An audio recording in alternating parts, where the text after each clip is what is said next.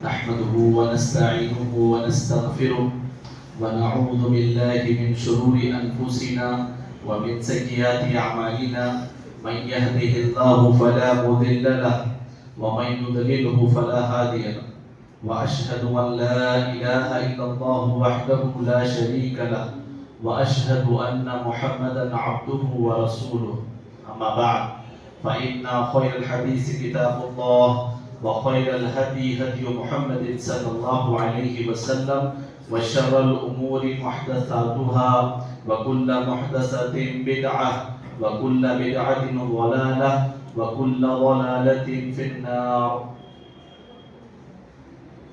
أعوذ بالله من الشيطان الرجيم. بسم الله الرحمن الرحيم. يا أيها الذين آمنوا اتقوا الله حق تقاته ولا تموتن إلا وأنتم مسلمون. يا أيها الناس اتقوا ربكم الذي خلقكم من نفس واحدة وخلق منها زوجها وبث منهما رجالا كثيرا ونساء واتقوا الله الذي تساءلون به والأرحام إن الله كان عليكم رقيبا. يا أيها الذين آمنوا اتقوا الله وقولوا قولا سديدا يصلح لكم أعمالكم ويغفر لكم ذنوبكم ومن يطع الله ورسوله فقد فاز فوزا عظيما. میں سب سے پہلے اللہ سبحانہ و تعالیٰ کا شکر بجا لاتا ہوں اور بے شمار درود و سلام ہو نبی اکرم صلی اللہ علیہ وسلم پر کہ جن کی زندگی میں ہمارے لیے بہترین نمونہ ہے. آج کے خطبہ جمعہ کا عنوان ہے رمضان نیکیوں کا موسم ہے. سب سے پہلی بات یہ ہے کہ رمضان یہ اللہ رب العالمین کی طرف سے بہت بڑی نعمت ہے جو اللہ تعالیٰ اس امت کو اللہ تعالیٰ نے عطا کیا. ابھی کچھ ہی دن باقی ہے اور ہم اس مہینے میں انشاءاللہ داخل ہونے والے ہیں. ہم اللہ تعالیٰ سے دعا کرتے ہیں کہ اللہ سبحانہ و تعالیٰ ہمیں صحت کے ساتھ سلامتی کے ساتھ اللہ تعالیٰ اس مہینے میں ہمیں داخلہ دے اور عبادت کا اللہ تعالیٰ ہمیں موقع عنایت فرمائے. اس بات کو سمجھنے کے لیے کہ رمضان ایک بہت بڑی نعمت ہے، ایک واقعہ آپ کے سامنے میں پیش کرنا چاہوں گا. یہ جو واقعہ ہے طلحہ رضی اللہ تعالیٰ عنہ اس حدیث کے راوی ہے. ابن ماجہ و ابن حبان اور بہقی کے اندر یہ حدیث مروی ہے. شیخ البانی رحمہ اللہ نے اسے صحیح قرار دیا. طلحہ رضی اللہ تعالیٰ عنہ کہتے ہیں کہ دو آدمی نبی کریم صلی اللہ علیہ وسلم کے پاس آئے اور آ کر وہ دونوں جو ہے ایک ساتھ اسلام قبول کی. اور اس کے بعد ہوا یہ کہ اس میں سے ایک جو شخص تھا وہ بہت زیادہ اللہ تعالیٰ کی عبادت کرتا تھا اور پھر وہ اللہ کے راستے میں لڑتے ہوئے شہید بھی ہو گئے. اور دوسرا جو شخص تھا وہ پہلے والے کے مقابلے میں کم عبادت کرتا تھا، کم عبادت گزار تھا. اور وہ جو پہلا شخص اللہ کے راستے میں شہید ہوا اس کو شہادت کا مرتبہ بھی نہیں ملا تھا. تو اللہ کے نبی صلی اللہ علیہ وسلم کہتے ہیں کہ مجھے طلحہ رضی اللہ تعالیٰ عنہ کہتے ہیں کہ مجھے خواب میں دکھایا گیا، میں نے خواب دیکھا کہ دونوں میں سے جو ہے جنت میں کون سب سے پہلے گئے. تو طلحہ رضی اللہ تعالیٰ عنہ کہتے ہیں کہ جو پہلا جو شخص تھا جس کو شہادت کا مقام بھی ملا اور وہ عبادت میں بھی آگے تھا لیکن اسے روک دیا گیا اور دوسرے والے شخص کو پہلے جنت میں داخلہ دے دیا گیا. تو بہرحال اس پر انہوں نے بڑا تعجب کیا اور وہ تعجب سے جب رسول اللہ صلی اللہ علیہ وسلم کو یہ خواب سناتے ہیں تو اللہ کے نبی ان کو کہتے ہیں فقال، تو اللہ کے نبی نے کہا الیس قد مکث ھذا بعد سنہ، کیا اس نے اس پہلے والے شخص کے مقابلے میں ایک سال زندہ نہیں تھا؟ کیا اس نے ایک سال نہیں گزارا؟ صحابی کہتے ہیں قالوا بلا، ہاں یا رسول اللہ بالکل اس نے ایک سال گزارا ہے. اللہ کے نبی کہتے ہیں وَأَدْرَكَ رَمَضَانَ فَصَامَ، کیا اسے رمضان نہیں ملا؟ کیا اس نے اس میں روزے نہیں رکھے؟ صحابی کہتے ہیں قالو ہاں یا رسول اللہ اس نے رکھے. اس کے بعد اللہ کے نبی کہتے ہیں وَصَلَّى كَذَا وَكَذَا سَجَدًا فِي السَّنَةِ، کیا اس نے وہ ایک سال میں نمازیں نہیں پڑھی؟ صحابی کہتے ہیں ہاں اللہ کے نبی پڑھی. تو اللہ کے نبی کہتے ہیں فَلَمَّا بَيْنَهُمَا أَبْعَدُ بَيْنَ مَا بَيْنَ السَّمَاءِ وَالْأَرْضِ. اللہ کے نبی کہتے ہیں دونوں کے درمیان جنت میں اتنا بڑا فاصلہ ہے جتنا زمین اور آسمان کے درمیان میں ہے. یعنی یہاں پر یہ چیز بتائی جا رہی ہے کہ ایک شخص شہادت پانے کے بعد بھی جنت میں بعد میں داخل ہو رہا ہے اس شخص کے مقابلے میں جو شخص کو رمضان حاصل ہوتا ہے. اور اللہ کے نبی نے وہ ایک سال کی جو عبادتیں تھی وہ ایک سال میں جتنا اس نے روزے رکھے تھے اور جو نمازیں اس نے پڑھی تھی، اللہ کے نبی صلی اللہ علیہ وسلم نے وہ صحابی کو بتایا کہ کیا اس کو یہ تمام چیزوں کا موقع نہیں ملا تھا؟ ہاں ملا تھا. تو اللہ کے نبی نے کہا دونوں کے مقام میں اتنا بڑا فاصلہ ہے جتنا کہ زمین اور آسمان کے درمیان میں ہے. تو اس واقعے سے ہم یہ اندازہ لگا سکتے ہیں کہ اللہ کے نبی صلی اللہ علیہ وسلم نے رمضان کو ایک بہت بڑی نعمت قرار دیا. اور پھر اس طریقے سے کہ ہم کو اگر یہ رمضان مل جاتا ہے اور ہم اس میں عبادتیں کرتے ہیں تو ہم بھی ایسا مقام حاصل کر سکتے ہیں. اس لیے اللہ کے نبی جب کبھی رمضان آتا تو صحابہ کرام رضی اللہ تعالیٰ عنہ مجمعین کو بشارت سناتے اور مبارکباد دیتے. جب کبھی رمضان آتا اللہ کے نبی کہتے اتاکم رمضان شہر مبارک، کہ ابھی رمضان آ چکا ہے اور تمہیں یہ رمضان جو ہے بہت بابرکت ہے، بہت مبارک یہ مہینہ ہے. اور پھر ایک اور حدیث سے ہم اس کا اندازہ لگا سکتے ہیں کہ اللہ کے نبی صلی اللہ علیہ وسلم نے کہا الصلوات الخمس والجمعۃ الی الجمعہ، 5 نمازیں ہر نماز کے درمیان، اور پھر دوسرا کہا ایک جمعہ سے دوسرے جمعہ کے درمیان، ورمضان الی رمضان، اور ایک رمضان سے دوسرے رمضان کے درمیان میں. جتنے گناہ ہوتے ہیں اللہ کے نبی نے کہا مکفرات ما بینہن اذا اجتنب الکبائر. تو یہ ایک رمضان سے دوسرا رمضان جب ایک انسان کو ملتا ہے تو وہ اس کے لیے صغیرہ گناہوں کے لیے کفارہ بن جاتا ہے، مگر شرط یہ ہے کہ وہ کبیرہ گناہوں کا مرتکب نہ ہو. تو یہاں پر ایک رمضان سے دوسرا رمضان جب کسی بندے کو ملتا ہے گویا وہ یہ اس بات کی دلیل ہے کہ اللہ سبحانہ وتعالیٰ اسے موقع دے رہے ہیں کہ تو نے جو ایک سال میں گناہ کیے ہیں میں اس کو معاف کر دوں.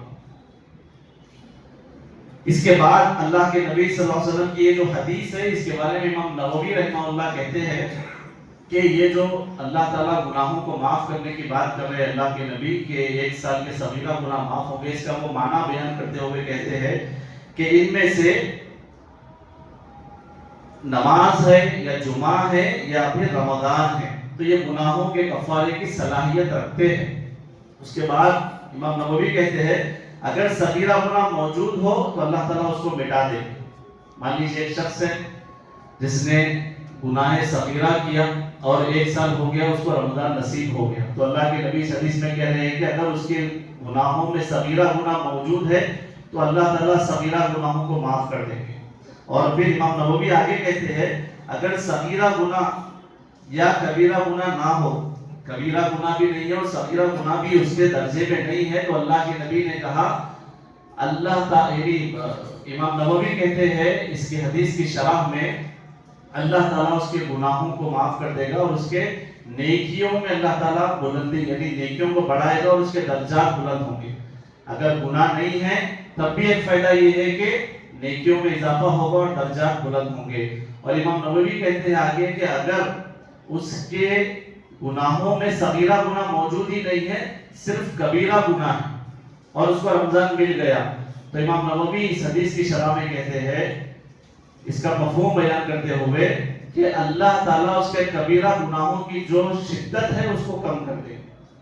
تو کسی بھی لحاظ سے اگر آپ دیکھیں گے تو رمضان بہت بابرکت ہے ہر لحاظ سے اور ہر کسی کے لیے. اور پھر اسی طریقے سے یہ جو ایام ہے اس میں جو عمل کیا جاتا ہے اس کا وزن بھی بہت زیادہ ہوتا ہے اور بہت بابرکت ہوتا ہے. اور اللہ تعالیٰ سے قریب ہونے کے جو قربت کے ذرائع ہے اس میں سب سے افضل ذریعہ کیا ہے؟ سب سے افضل ذریعہ ہے وہ ہے توحید. اللہ تعالیٰ کی توحید کے ذریعے سے ہم اللہ کی قربت حاصل کر سکتے ہیں. اور دوسرا ہے اخلاص. جو بھی عمل کر رہے ہیں اگر وہ اس میں اخلاص ہے، اللہ کے لیے ہے، تو یہ بہت بڑا ذریعہ ہے اللہ سے قریب ہونے کا۔ اور پھر جو عمل اخلاص کے ساتھ کیا جاتا ہے، یہ اعمال بہت بڑا ذریعہ ہے اللہ سے قربت حاصل کرنے کا۔ تو اعمال کو اللہ کے پاس قبول کروانا ہے تو اس کی دو شروط ہے، ایک ہے اخلاص، وہ عمل صرف اور صرف اللہ کی رضا کے لیے ہو، اور دوسرا وہ نبی کریم صلی اللہ علیہ وسلم کی سنت کے مطابق۔ اگر اخلاص ہے، سنت موجود نہیں ہے، تب بھی عمل قبول نہیں ہوگا، اور پوری سنت کے مطابق ہے لیکن اخلاص نہیں ہے، ریاکاری ہے، تو اللہ کے پاس وہ قبول نہیں ہوگا۔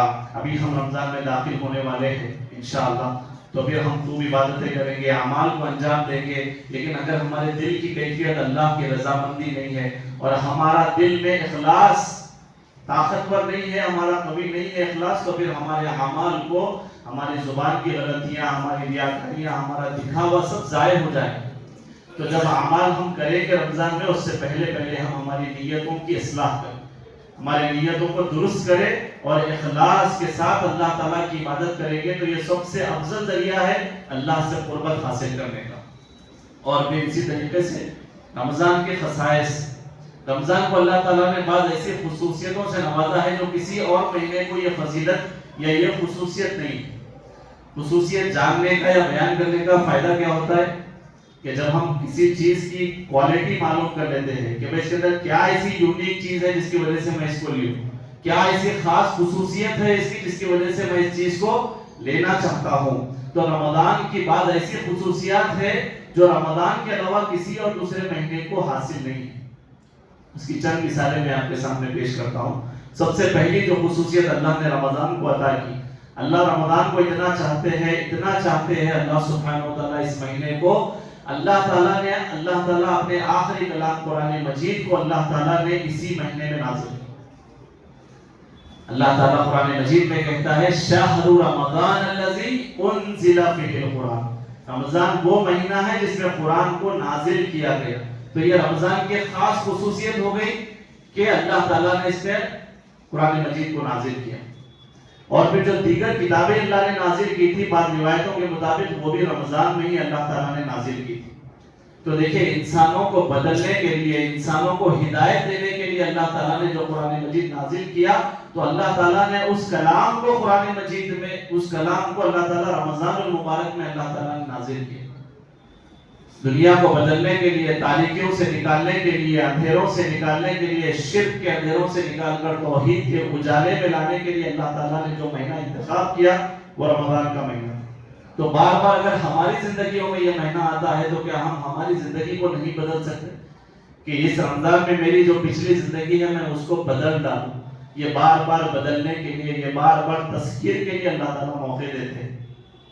ورنہ قیامت کے دن انسان حجت کر سکتا ہے کہ ہر چیز کے بارے میں تو علم رہتا تھا لیکن موت کا کوئی علم نہیں ہوتا تھا کہ موت کب آئے گی، ابھی 1 گھنٹے میں آئے گی، 1 دن میں آئے گی، 10 دن میں آئے گی، موت کی کوئی خبر نہیں ہوتی تھی۔ ایسا بھی کچھ ایک الارم ہونا تھا کہ موت کے بارے میں بھی خبر آ جائے کہ موت آنے والی ہے۔ تو یہ جو خطبات ہے، یہ جو بیانات ہے، یہ وہ الارم ہے ہمارے کہ اس میں تذکیر ہو رہی ہے، اس میں یاد دلایا جا رہا ہے کہ موت کبھی بھی آ سکتی ہے اور ہم کو یہ اعمال انجام دینا ہے، کیونکہ اللہ تعالیٰ کا کل اس علم کو ہی حجت بنائیں گے اور ہمارے اوپر یہ بوال ہوگا کہ ہم علم جانتے تھے اس بارے میں لیکن ہم نے موت کی صحیح تیاری نہیں کی۔ تو سب سے پہلی خصوصیت یاد رکھیے، اللہ تعالیٰ نے قرآن مجید کو اس مہینے میں نازل کیا۔ دوسری خصوصیت رمضان کی جو خاص رمضان کو حاصل ہے وہ یہ کہ رمضان کے روزوں کو اللہ تعالیٰ نے فرض قرار دیا۔ اس کے علاوہ کوئی اور ایسا مہینہ نہیں ہے جس کے مکمل مہینے کے روزے رکھنے کا اللہ نے حکم دیا۔ ایسا اللہ تعالیٰ سورہ بقرہ میں کہتے ہیں فَمَنْ شَهِدَ مِنْكُمُ الشَّهْرَ فَلْيَصُمْ، جب جو کوئی ان میں سے اس مہینے کو پالے تو وہ اس کے روزے رکھے۔ اس کے علاوہ کوئی ایسا مہینہ نہیں ہے جس میں مکمل روزے رکھنے کا اللہ نے حکم دیا۔ یہ رمضان کی خصوصیت۔ اور اسی طریقے سے ہر دن اللہ کے نبی کہتے ہیں دن اور رات میں اللہ تعالیٰ رمضان کے اندر لوگوں کو جہنم سے آزاد کرتا ہے۔ ہر دن اور رات اللہ تعالیٰ لوگوں کو جہنم سے آزاد کرتا ہے۔ اور ایک حدیث میں اللہ کے نبی نے کہا جب رمضان کا مہینہ آتا ہے تو جنت کے دروازوں کو کھول دیا جاتا ہے، جہنم کے دروازے بند کر دیے جاتے ہیں اور شیطانوں کو اور جنوں کو جو ہے جکڑ دیا جاتا ہے. جو سرکش شیاطین ہوتے ہیں ان کو جکڑ دیا جاتا ہے، یعنی جو شیطان کے پیروکار ہیں ان لوگوں کو جکڑ دیا جاتا ہے. اسی طریقے سے اور پھر ایک اور خصوصیت اس مہینے کی وہ یہ ہے کہ اللہ تعالیٰ نے جو 1000 مہینوں سے بہتر جو رات ہے وہ اسی رمضان کے مہینے میں رکھی. اللہ تعالیٰ قرآن مجید میں کہتا ہے لیلۃ القدر خیر من الف شہر. یہ جو رات ہے لیلۃ القدر 1000 مہینوں سے افضل ہے. اگر کوئی اس رات کو پانا چاہتا ہے تو اس کو رمضان چاہیے.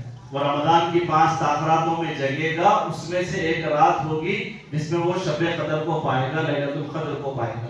تو یہ رمضان کے ساتھ خاص ہوگی. اب جب رمضان گیا تو پھر 11 مہینے تک انتظار کرنا ہوگا لیلۃ القدر کے لیے. اسی طریقے سے ایک اور خصوصیت رمضان کی وہ یہ ہے کہ جو کوئی رمضان میں عمرہ کرتا ہے اللہ کے نبی نے کہا اس کو میرے ساتھ حج کرنے کا ثواب ملے گا. تو یہ جو فضیلت ہے پھر دوسرے مہینے کے لیے نہیں، یہ صرف رمضان کے لیے خاص ہے. جو اللہ اگر کسی کو مال دیا ہے تو وہ عمرہ کا پلان کر سکتے ہیں اس نیت کے ساتھ کہ میں میرے نبی صلی اللہ علیہ وسلم کے ساتھ حج کرنے کا ثواب حاصل کروں. یہ فضیلتیں مخصوص کر دی گئی ہے رمضان المبارک کے ساتھ. تو یہ چند خصوصیتیں ہیں.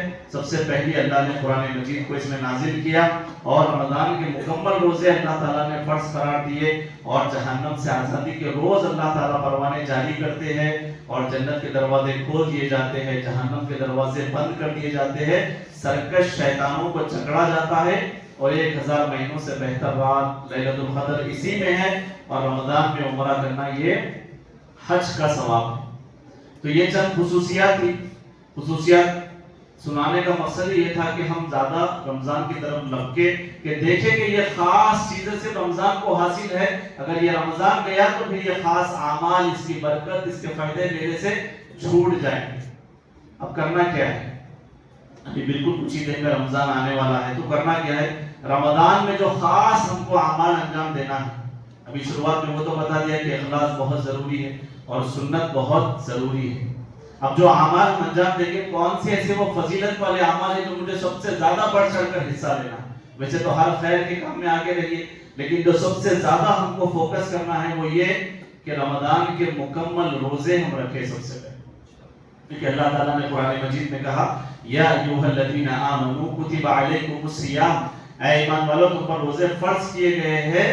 اور آگے اللہ نے کہا کما کتب علی الذین من قبلکم لعلکم تتقون، جس طرح تم سے پہلے والوں پر روزے فرض کیے گئے تھے تاکہ تم اللہ کا تقوی اختیار کرو. تو اس آیت میں اللہ تعالیٰ نے روزوں کو فرض کرنے کا حکم دیا، حکم بتایا. اور دوسرا یہ کہ روزے کیوں فرض ہے؟ کیونکہ اللہ تعالیٰ تقوی کو بڑھانا چاہتے ہیں. انسان کی روح کی جو غذا ہے وہ اللہ کا تقوی ہے. جتنا اللہ کا تقوی دل میں ہوگا وہ اتنا دنیا اور آخرت میں کامیاب ہو سکتا ہے. تو اللہ تعالیٰ خود ایک ایسا مہینہ دے رہے ہیں کہ تم روزہ رہو، تمہارا تقوی ڈیولپ ہوگا. آج ہم ہر چیز کے ڈیولپمنٹ کے لیے کام کرتے ہیں لیکن ہمارے تقوی کو ڈیولپ کرنے کے لیے ہم کوشش نہیں کرتے. تو یہاں پر روزہ بہت بڑی عبادت ہے جس کے ذریعے سے ہم اللہ کا تقوی حاصل کر سکتے ہیں. یہ اسی لیے خاص کر بتا رہا ہوں کہ کئی بھائی ہمارے روزے چھوڑ بھی دیتے ہیں. کئی لوگوں کے پاس رمضان کی اتنی اہمیت بھی نہیں ہے کہ روزوں کو بھی چھوڑ دے رہے ہیں جو سال میں ایک بار اللہ تعالیٰ موقع دے رہے ہیں اور وہ روزے میں بھی پورا کا پورا فائدہ ہمارا ہی رکھا ہوا ہے. اور پھر اسی طریقے سے روزے کے بھی بہت بڑے فوائد ہیں. پھر کسی موقع پر ہم اس پر گفتگو کریں گے. مغفرت اور اجر عظیم کا اللہ تعالیٰ نے قرآن مجید میں وعدہ کیا والصائمین والصائمات، اور بہت سارے لوگوں کو جمع کیا اور آگے کہا اعد اللہ لهم مغفرۃ واجرا عظیما، ان کے لیے مغفرت ہے اور اجر عظیم کا اللہ تعالیٰ نے وعدہ کیا. انسان کو کیا چاہیے؟ مغفرت چاہیے، اللہ تعالیٰ سے اجر چاہیے. تو اللہ تعالیٰ کہہ رہے روزے رکھو میں تم کو مغفرت عطا کروں گا اور اجر عظیم عطا کروں گا. روزے کا اجر صرف اللہ تعالیٰ کو معلوم ہے. روزے کے بارے میں اللہ کے نبی کہتے ہیں روزے کا جو اجر ہے وہ صرف اللہ تعالیٰ کو معلوم ہے. اللہ تعالیٰ نے کہا اللہ تعالیٰ نیکیوں کو بڑا چڑھا کر دیتا ہے لیکن الا الصوم، سوائے روزے کے، فإنه لي وأنا أجزي به، کیونکہ روزہ میرے لیے ہے اور میں اس کا اجر دوں گا. تو بے حساب روزے کا اجر ہے جس کا علم صرف اللہ سبحانہ وتعالیٰ کو ہے. اور روزے کے بارے میں اللہ کے نبی نے کہا وَالصِّيَامُ جُنَّةٌ، روزہ جو ہے ڈھال ہے، جہنم سے بچنے کے لیے ڈھال ہے. جیسا کوئی جنگ میں جا رہا ہے تو ڈھال کا سہارا لیتا ہے، تو جنت میں جانے کے لیے، جہنم سے بچنے کے لیے روزہ ایک ڈھال ہے. اور دنیا میں بھی اللہ کے نبی نے مثال دی کہ کوئی تم سے لڑے یا تمہارے ساتھ کوئی بدتمیزی کرے یا لڑائی کرے، گالی گلوچ کرے، تو اس سے کہہ دو کہ میں روزے سے ہوں. تو روزے کے ذریعے سے دنیا میں بھی تم فساد سے بچ سکتے ہو اور آخرت میں بھی جہنم سے بچ سکتے ہیں. اور باب الریان نام کا ایک دروازہ ہے، صرف روزے داروں کو اس کے اندر سے داخل کیا جائے گا. اور روزے کی حالت میں جو مرے گا، ایک حدیث کی روشنی میں اللہ کے نبی نے کہا جس کا خاتمہ روزے پر ہوتا ہے وہ سیدھے جنت میں جائے گا. اور پھر اسی طریقے سے روزہ جنت میں لے جانے والے اعمال میں سے ایک اعرابی آئے، اللہ کے نبی سے کہا اللہ کے نبی ایسا کوئی عمل بتائیے جس کو کروں اور جنت میں چلا جاؤں. تو اللہ کے نبی نے کہا لا الہ الا اللہ کی گواہی دو اور شرک سے بچو، نمازوں کو قائم کرو، زکوٰۃ کو ادا کرو اور روزے رکھو. جو وہ شخص سنا کہا ہے اللہ کے نبی اس ذات کی قسم جس کے ہاتھ میں میری جان ہے، نہ اس سے بڑھاؤں گا نہ اس سے کم کروں گا. اللہ کے نبی نے کہا اگر کوئی دنیا میں کسی جنتی کو دیکھنا چاہتا ہے تو وہ اس کو دیکھ لے گا. تو یہ جو ہے روزے کے فائدے ہیں. ہم کو روزے رکھنا ہے، مکمل روزوں کا اہتمام کرنا ہے. سب سے پہلا عمل جو ہمیں زیادہ فوکس کرنا ہے وہ یہ کہ 30 روزے ہم سے کوئی روزہ بھی ہم سے ضائع نہ ہو، مکمل روزوں کو ہم رکھیں. اور ایک ابو امامہ الباہلی رضی اللہ تعالیٰ عنہ فرماتے ہیں کہ مجھ سے نبی کریم صلی اللہ علیہ وسلم کو میں نے فرماتے ہوئے سنا، اللہ کے نبی نے خواب بیان کیا. اللہ کے نبی نے خواب بیان کیا. ابن خزیمہ ابن حبان میں یہ حدیث موجود ہے، شیخ البانی نے اسے صحیح قرار دیا. اللہ کے نبی کہتے ہیں یہ ان کے لیے ہے جو روزے کو چھوڑ دیتے ہیں. اللہ کے نبی کہتے ہیں 2 اشخاص آئے اور مجھے ایک پہاڑ کی طرف لے گئے. میں کہا کہ میں اس پر نہیں چڑھ سکتا. وہ دونوں نے کہا کہ ہم آپ کے لیے آسانی کر دیں گے، اور مجھے پہاڑ کی چوٹی تک وہ لے گئے اور مجھے وہاں سے چیخنے اور چلانے کی آواز آئی. میں نے ان دونوں سے پوچھا کہ یہ آوازیں کس کی ہے؟ تو ان لوگوں نے کہا کہ یہ جہنمیوں کی آوازیں ہیں، ان کی آہ و بکا ہے. اس کے بعد مجھے اور آگے لے جایا گیا. میں نے کچھ لوگوں کو دیکھا جو الٹے رکھے ہوئے اور جن کے جو بانچے ہیں، جیسا یہ جو ہونٹ ہے اس کو چیر دیا گیا اور خون بہ رہا ہے. میں نے پوچھا کہ یہ لوگ کون ہیں؟ تو اللہ کے نبی کہتے ہیں مجھے بتایا گیا یہ وہ لوگ ہیں جو رمضان میں روزے کی حالت میں کھایا پیا کرتے تھے، یعنی روزے چھوڑ دیتے تھے اور کھاتے پیتے پھرتے تھے. اور کئی لوگوں کا یہ وتیلہ ہے، آپ روزہ رہیے، آپ سحری کریے، ہم کو کھانا ہے، ہمارے پاس اناج ہے، بہانے بنا بنا کر دین کا مذاق اڑا کر بنیادی فرض روزے کا اس سے ہی محروم. تو قیامت میں جہاں اس کی فضیلتیں ہیں وہیں پر اس کا وبال بھی ہے. اگر اس کو چھوڑیں گے تو اللہ کے نبی نے یہ واقعہ بیان کیا. تو یہ پہلے نمبر پر ہم کو کام کرنا ہے، وہ ہے روزوں کی حفاظت. اور دوسرا ہے قیام اللیل، تراویح پر ہم کو فوکس کرنا ہے کہ ہمارے سے کوئی تراویح ہماری ضائع نہ ہو. کیونکہ اللہ کے نبی نے کہا من قام رمضان ایمانا واحتسابا غفر له ما تقدم من ذنبه. جو کوئی قیام کرتا ہے، شرط لگائی ایمان اور احتساب کے ساتھ، اس کے پچھلے گناہوں کو اللہ تعالیٰ معاف کر دیں گے. ایمان اور احتساب کا معنی کیا ہے؟ عقیدہ اچھا ہو اور عقیدے میں شرک نہ ہو، بدعتیں نہ ہو. اور احتساب کا معنی یہ ہے کہ اجر اللہ سے امید لگائے کہ اللہ ہمیں اجر دے گے، ریاکاری مقصود نہ ہو. اور یہ سیم حدیث اللہ کے نبی روزے کے تعلق سے بھی کہتے ہیں، من قوما کی جگہ پہ من صوما کہا اللہ کے نبی. من صام رمضان ایمانا واحتسابا غفر له ما تقدم من ذنبه. جو ایمان اور احتساب کے ساتھ روزے رکھتا ہے اللہ تعالیٰ اس کے پچھلے گناہوں کو معاف کر دیتے ہیں. تو رمضان میں داخل ہونے سے پہلے ہمارے اندر سے عقیدے کا جو بگاڑ ہے اس کو بھی صحیح کرنے کی ضرورت ہے. تیسرا کام وہ ہے صدقہ، جو ہم کو بڑھ چڑھ کر حصہ لینا ہے رمضان کے اندر، وہ ہے صدقہ. کیونکہ اللہ کے نبی کے بارے میں آتا ہے ہوا، تیز ہوا کے معنی رسول اللہ رمضان میں صدقہ خیرات کیا کرتے تھے. صدقہ ایمان کی دلیل ہے، کیونکہ ہم کسی کو پیسہ دیتے ہیں، اصل میں وہ فائدہ ہمیں کچھ کام دے گا ہمارے نظریے کے حساب سے، اور ہم چھپا کر دیتے ہیں، کوئی دیکھ نہیں رہا ہے، صرف اللہ تعالیٰ وہ دیکھ رہے ہیں، تو اس پر اللہ سے اجر کی امید لگانا یہ ایمان کی دلیل ہے.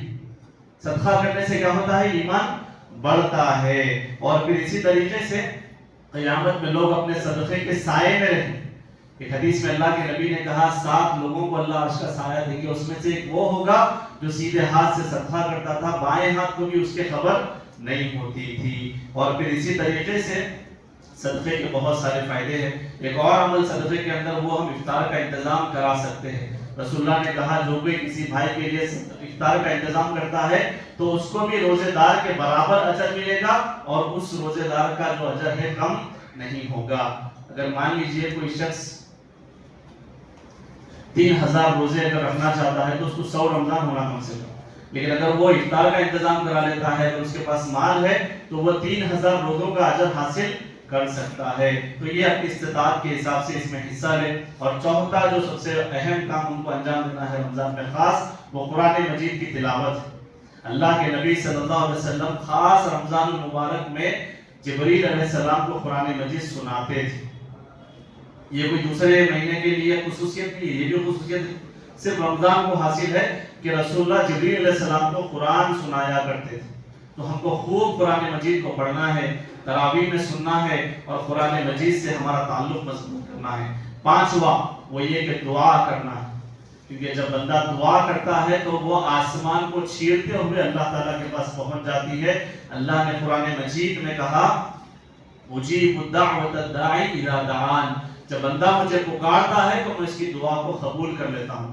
اور ایک حدیث میں اللہ کے نبی نے کہا 3 لوگوں کی دعا اللہ تعالیٰ رد نہیں کرتے، اس میں سے ایک اللہ کے نبی نے کہا صائم کی دعا، روزے دار کی دعا کو اللہ تعالیٰ رد نہیں کرتے۔ تو ہمیں جب روزہ رہیں گے تو ہم کو خوب دعائیں کرنا ہے۔ تو یہ کچھ کام تھے۔ ایک اور کام ہے وہ ہے توبہ استغفار اور اعتکاف کے لیے پلان کریے کہ ہم اللہ تعالیٰ سے خوب توبہ کریں، کیونکہ توبہ کرنا بھی ایک بہت بڑی عبادت ہے۔ اور اعتکاف اللہ کے رسول ہر رمضان میں 10 دن بیٹھا کرتے تھے۔ تو ایسا کچھ پلان کریے، ایسی آسانیاں کچھ حاصل کریے کہ ہم اعتکاف کے لیے وقت دے سکیں۔ تو یہ 5 کام میں آپ کے سامنے ذکر کر رہا تھا۔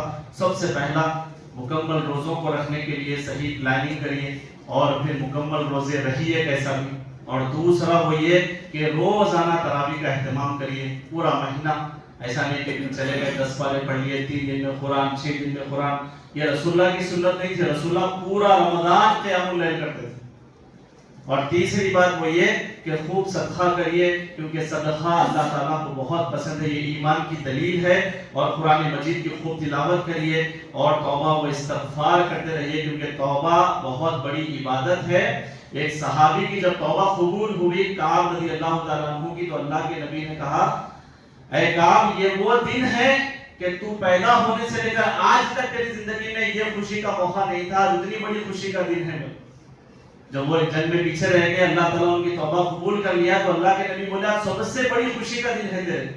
تو جب ہم اللہ سے ہمارے گناہوں کی معافی مانگتے ہیں، توبہ کرتے ہیں، اور اللہ اگر ہماری دعاؤں کو وہ قبول کر لے، توبہ ہماری قبول ہو گئی، وہ سب سے بڑا خوشی کا دن ہے ہمارے لیے۔ لیکن لوگ توبہ نہیں کرتے، گناہوں کی معافی نہیں چاہتے۔ تو توبہ میں بڑھ چڑھ کر حصہ لیں، کیونکہ رمضان کا جو مہینہ ہے یہ بہت تیزی سے گزر جاتا ہے، اور ہر رمضان کے بعد سننے کو ملتا ہے رمضان چلے گیا، ویسا نہیں گزارے جیسا گزارنا تھا، ویسی عبادت نہیں ہوئی جیسا ہونا تھا۔ یہ اس لیے ہوتا ہے کہ ہم بغیر پلاننگ کے رمضان میں داخل ہو جاتے ہیں۔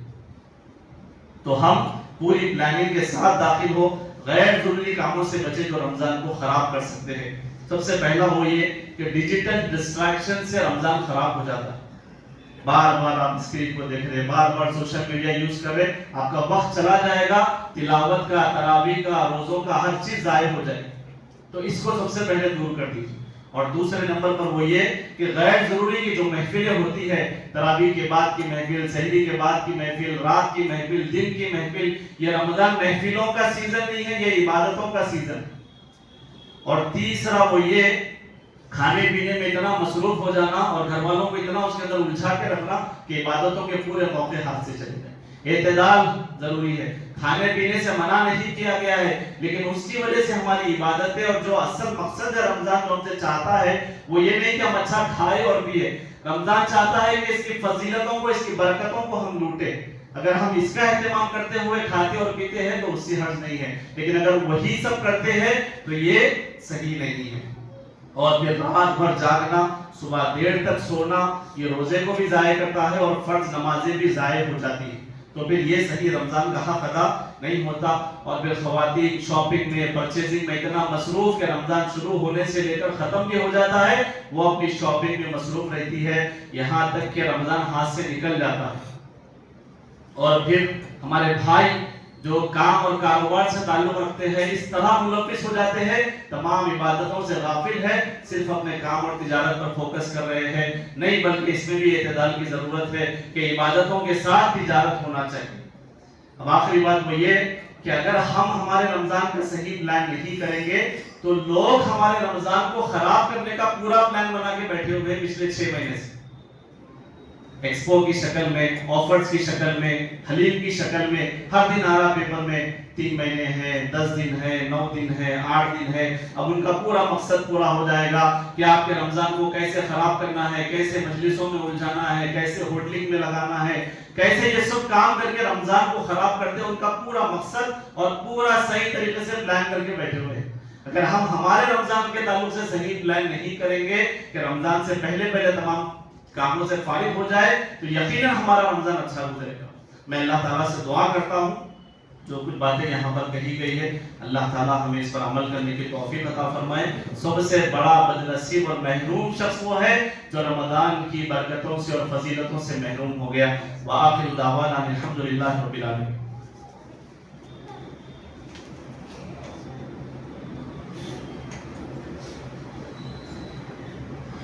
الحمد لله رب العالمين والصلاة والسلام على رسوله الكريم وعلى آله وأصحابه أجمعين أما بعد.